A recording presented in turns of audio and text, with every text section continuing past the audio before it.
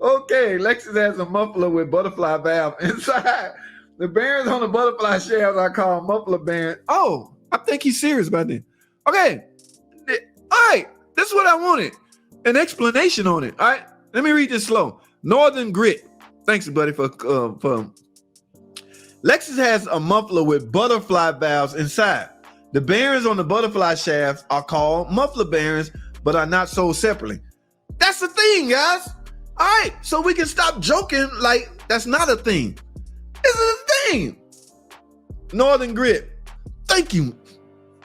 I appreciate it, man. Now the next time somebody try to crack a joke using that, I'm like, you do know that's a thing, right? You wait a minute. You do understand that is a thing, okay? According to Northern Grit, Lexus has a muffler with butterfly valves inside. The bearings on the butterfly shafts are called muffler bearings, but are not sold separately. That's okay. That is a thing. Stop joking with the muffler bearing joke. All right, cut it out, people. Stop it. All right, Step was the first car to use, so that is actually a thing. Y'all stop joking. Step.